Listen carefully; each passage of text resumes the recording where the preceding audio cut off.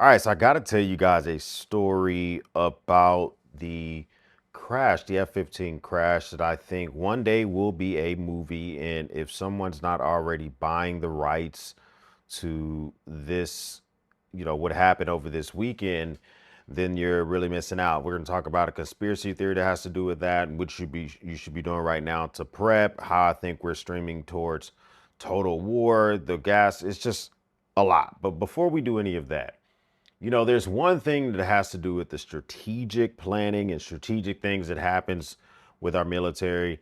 And then there is the tactical planning and tactical things that our military does. And I always want our tactical planning and W's coming from that. So no matter how I may feel about the money being spent on aircrafts and on these missions and all that good stuff, I still want the men and women that are in the service to perform well like they always do, and to leave no one behind and all of that good stuff. And so that leads me to what happened over this past weekend. I mean, literally from Good Friday until Easter, it was just so many things rapid fire. We're going to knock down a little bit of kick start greater goods. It's like a medium, kind of a dark roast type of deal you got here. We'll have that. But and we'll do that into let's do a lungo. Okay, we'll do a lungo. So give me a second to grind these beans.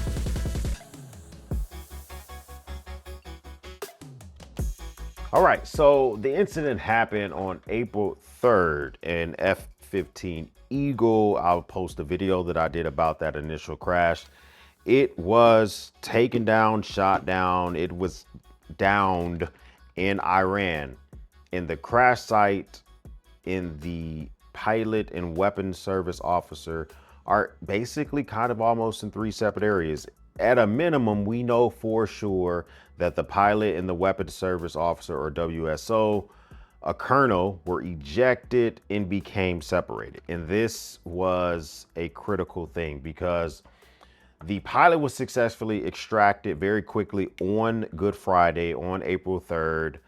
But the WSO, he ended up doing a grueling 30-hour evasion campaign. And listen, we got to give it to SEER training. If you've never heard of survival training that especially pilots have to go to, or anybody where there is a propensity that you could be alone in war, that is some crazy good training. And it seems like he used it immediately. I mean, upon landing, he had like a sprain level 2 on his level 2 sprain on his ankle, on his right ankle. I don't even know what the hell that means, but he had bruised ribs. But him being so close to a city, he crashed near the Zagros Mountains. The bird went down near the Zagros Mountains, and he immediately buried his canopy, basically buried his parachute. He camouflaged the ejection seat, and he began an immediate evasion campaign, where one of the first things with SEER training is try to put yourself not only where you're hiding, but where it's difficult for the enemy to get to you.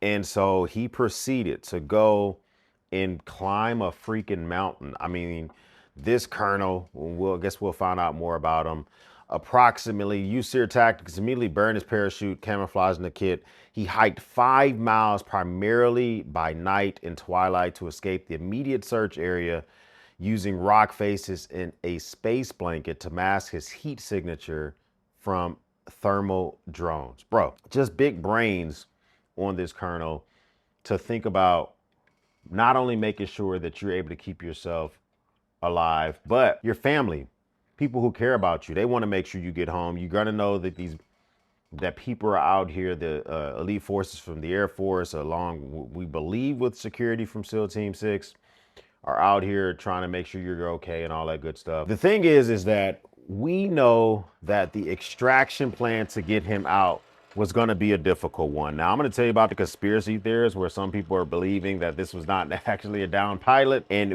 I'm going to go with the story that we were told so far, because I don't have any other reason to go with anything else. Okay. A lot of folks are speculating that it was a failed mission. We'll talk about that. But apparently Two Combat 130, so KC 130s, or a variation of a 130 Combat King aircrafts, were flown into into theater, flown deep behind enemy lines, and seemingly, some reports are saying it was an abandoned airport base or airport.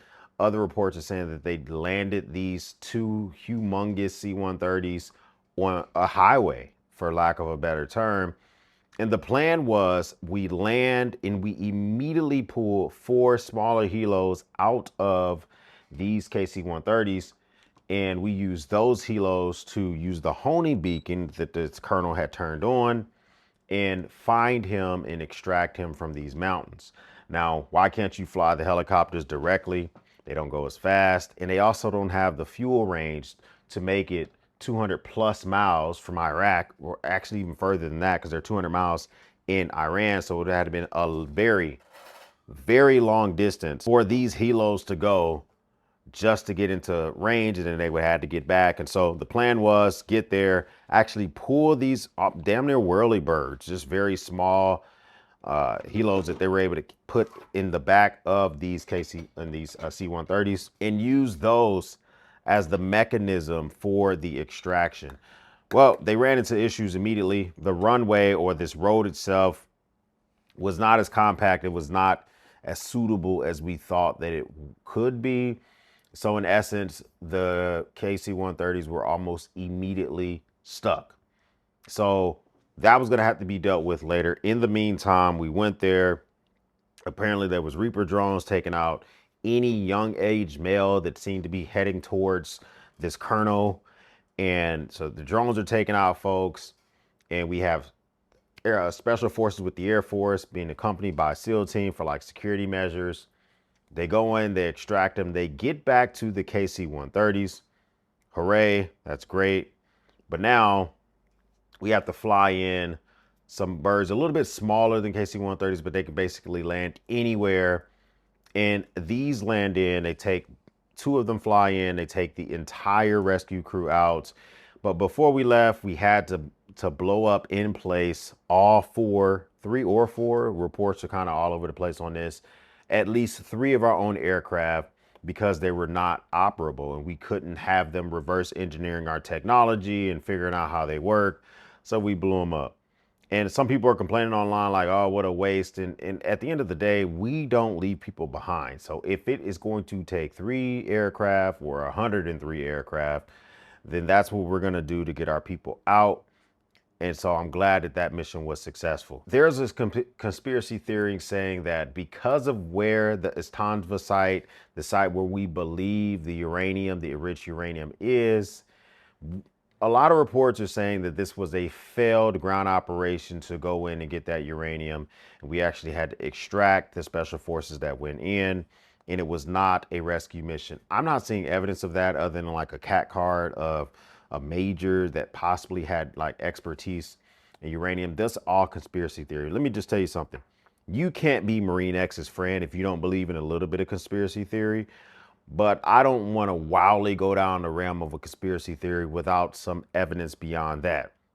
A couple of things that doesn't make a lot of sense to me is that it's my understanding that this uranium was buried. I guess either the Iranians have already used excavators to access that uranium, or were we going to bring in the equipment? Because special forces aren't He-Man. They can't just move boulders and rocks to get to the entrance and get down in the earth to get this uranium. So it would have to have been believed that the stuff was already available. And if the Iranians thought we were about to take their uranium, I would assume they're going to blow up the entryways to these mountains. And I don't see enough physical evidence that we had enough equipment to extract the uranium from the ground, because I mean, they had nearly a half a ton. That's almost 1,000 pounds of uranium. That shit's heavy. Like, you would need more than just special force bros who are super swole to get that stuff from the site back on those birds. So I want more evidence of that. Could I see a ground operation happening? 100%. Do I think it was that one? Right now I'm in the camp of, I think it was a rescue operation. But let's move past that, because I believe that we're on the brink of total war, just like I'm on the brink of enjoying this espresso. Yeah, this shit is hidden. This shit is hidden. And the thing about total war, and I want to give you the definition from the Encyclopedia Britannica: a military conflict where combatants mobilize all available social, industrial, and human resources to destroy the enemy's ability to fight, disregarding limitations on targets or weaponry. It blurs the line between soldiers and civilians, often targeting infrastructure and population centers to achieve complete victory. Achieving complete victory is what we did in World War II. We dropped those bombs on Japan. And before we did that, any targets for Germany were viable targets. If we knew that 800 cars went over a bridge or 800 people used the bridge in any area controlled by the Germans, but only one person was a German soldier, we're taking the bridge out. Okay, so during World War II, total warfare. To be fair, Iran has kind of been playing on total warfare since the start of Operation Epic Fury. You know, they've been going after civilian infrastructure, going after Oracle and Amazon and hotels and just airports, desalinization plants, and everything that you wouldn't do according to the rules of war. They've been doing it from Jump Street. So if we go towards total war, we being Israel and the United States, we're going gloves off. We start to go to power stations. We start going after bridges. We start going after more pharmaceutical places.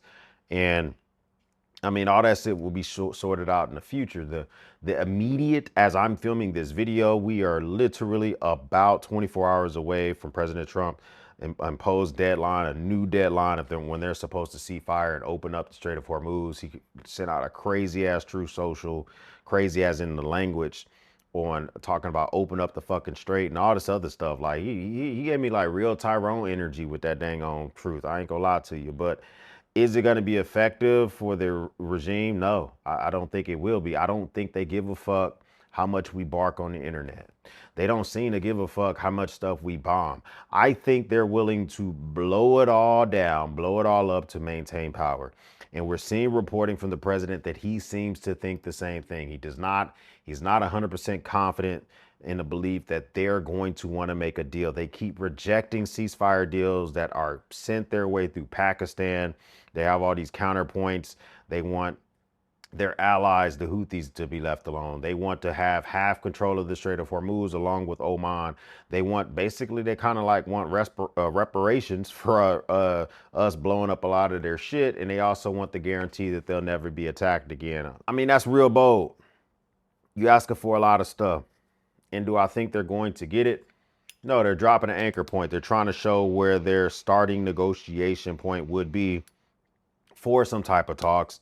I think they're going to have to end up having direct talks in, like, I don't know, the demilitarized zone of Korea or some country where neither one can be snatched up by their version of the CIA. It's going to have to be like the vice president and their foreign minister or their president or something like that having these conversations at this point. I still think diplomacy is the way, and everybody that's over here like beating their chest and they got their big, like they real big energy, I still think we can get past that. But more indicators that we're going towards total war.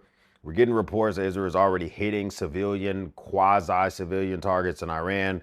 We got another report that a major property in Saudi Arabia was hit. It is a petrochemical facility, a gas facility, and desalinization plant in Saudi Arabia was hit by Iranian missiles. Saudi Arabia is already, they don't want that shit happening. Places like Kuwait and Saudi Arabia and Bahrain, they get like, some of them get like 90% of their drinking water through a desalinization process where they're taking water from the Gulf and they're removing the salt and making it drinking water because they don't get a lot of rain. They don't have a lot of lakes. So if you go after those sites, you're risking bringing in more of those components and more of those countries into the war.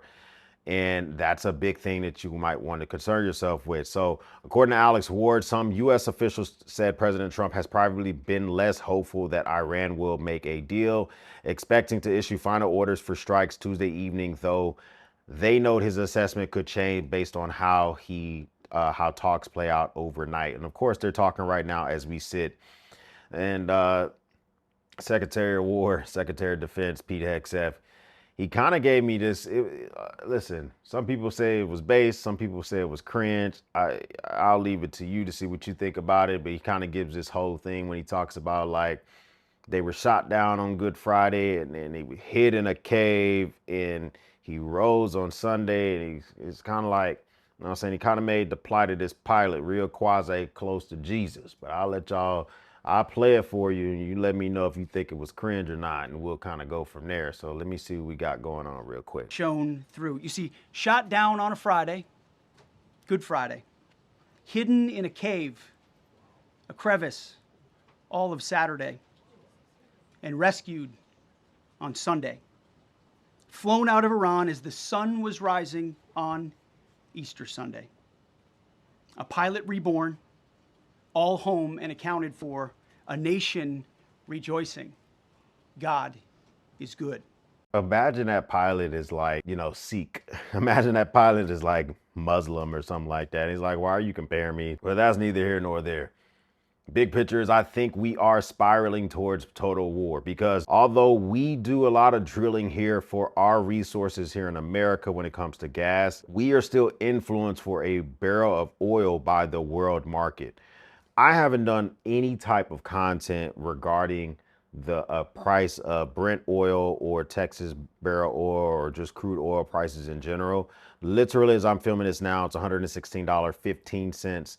I literally kind of grasped my clutched my pearls a little bit because last time I talked about this, it was like $90, $91, 20 something cents. And this is leading me to believe these are more reasons why the president is giving this energy about opening the fucking strait. We're also worried about inflation. That's why I say now, this opportunity for you to think about filling your gas tank, getting extra fuel, figuring out how to stabilize that fuel just in case you need it. You also may want to invest in power stations just in case you need that stuff as well. Because if we go total war, I think Iran goes total gloves off. I think they're going to further embolden their proxies, whether it's Hezbollah or the Houthis. They're going to want other straits, other canals, and other places where helium or petrol or oil or fertilizer or anything else goes through a strait coming from the Gulf, going past Africa, they're going to want all that shit shut down. If you are a pirate, they want you to pirate. If you're lobbing stuff from Lebanon into Israel, they want you to lob harder. If you are known for shutting some shit down with some man packs or with, some surface to air type stuff other than man packs or whatever, they're going to want you to use those more. I think they're going to go to the route of 100% gloves off. They're going to possibly go the terrorism route. They're already calling on their young man to surround power plants, power stations, in an act of being a martyr, saying that if we have all our young men surrounding our power stations, let's see if the United States would really destroy that stuff. And here's the thing, that the gamble that we are risking by doing this. First of all, we're already spending a lot of effing money on this shit. We've lost quite a few aircraft, whether completely destroyed by us, destroyed by Iran, or crippling back to base. But also we have to worry about overall just totally being sucked in further into this.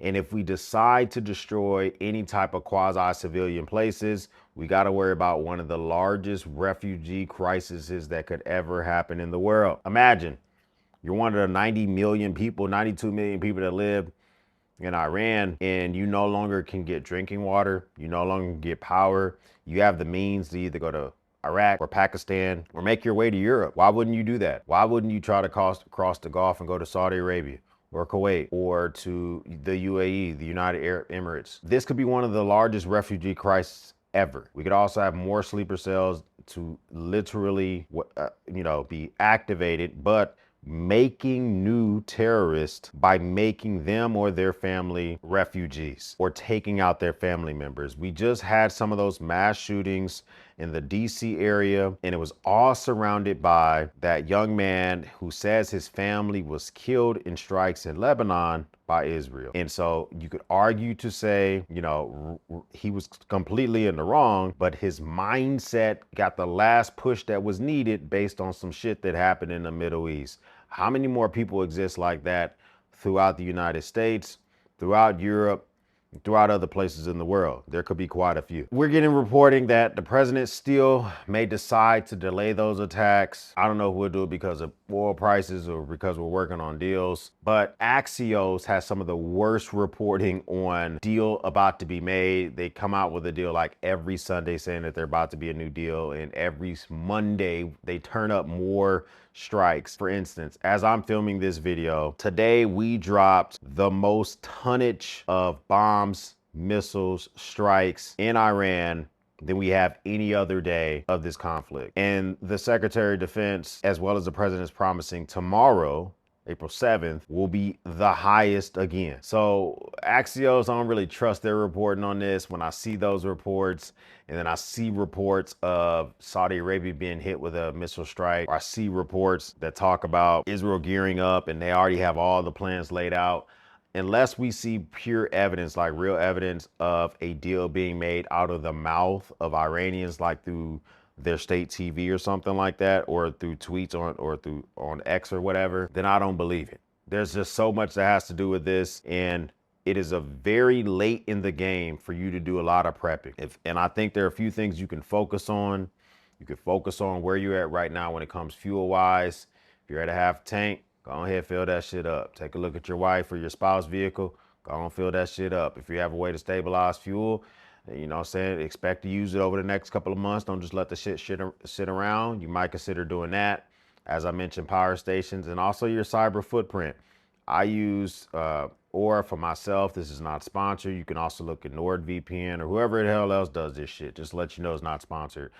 But what I use to protect my family, me, all 5 of my kids, Mrs. X, is Aura, to just track and see if there's any crazy shit going on with our social security numbers, our birthdays, or emails online. Find them or a similar service to just monitor you online to help shut stuff down just in case you get cyber attacked. You don't want your bank accounts or anything like that held hostage. So you may think about diversifying the way you keep your money. Maybe even think about having that old school method of having some bread with you at all times. Like that might be something you want to do, you know. So those are different things that I think about. Beyond that, your bug-in kits. What are you going to do inside of your house to keep yourself, just in case a power grid is hit here in the States, which I fear as well. I have videos on blackout kits, things that can help you survive for 72 hours inside of your house. I have pre-made kits that you can buy. You can look at stuff from like Quake kits. You can look at stuff from like Rhino Ready, or even like some of the bigger brands that coordinate with Yeti or whatever. There's a lot of different options for you, okay? You don't have to just sit around, stand around, and wonder, is our leadership going to keep on spending a lot of money and not getting these potholes fixed, sending even more troops into theater? Arkansas just deployed, according to Senator Tom Cotton. More reservists were activated for the Army National Guard. They are now currently active duty, and they're being deployed to the Middle East. Those are not signs of something winding down. The U.S. National Guard 142nd Field Artillery departs. So I guess now them and just, I mean, a bunch of arties just deployed, plus their support staff. Why would you just deploy arties? Why would you deploy artillery to a fight that is yet has a ground aspect to it, unless you intend to begin to use it? Marine have artillery. They're probably already there, a part of those MUs, and now you're sending a version of that from the Army, who they won't be first to fight. Okay, Army's not first to fight except the 82nd and anybody else that's elite with the Army, but you know, they're not first to fight. And so when you're sending people in who are not first to fight, they're a part of sustainment, or they are, you know, back 100 clicks or however distance from the front lines, you're signaling ground war. When you're firing a bunch of generals who report saying they're arguing against certain special operations tactics, JSOC tactics in a ground war, you're signaling that that's going to be next. And me personally, I think we are in for a rise in prices that you're going to be freaking flabbergasted with. I think inflation is about to be out of this world high, and it's something that we're gonna have to deal with, bro. But what do I know? I'm just some prior active duty Marine sitting on the freaking internet drinking espresso and smoking a cigar. I may not know what I'm talking about. So you should diversify your content. Go watch some people on the far right. Go watch some people on the far left. Go watch some folks who are all about this attack and saying that they were 2 weeks away, and they just want to put their balls on my shoulder. No homo. to explain that I'm completely wrong. Diversify, form your own opinion. I'm going to come under the opinion that I wish we were spending that money here versus there. First time stopping by, hit the subscribe button. I would love to have you part of the battalion. If this is not your first time stopping by, well, thank you once again for watching me run my grape. For everyone else, we'll speak soon.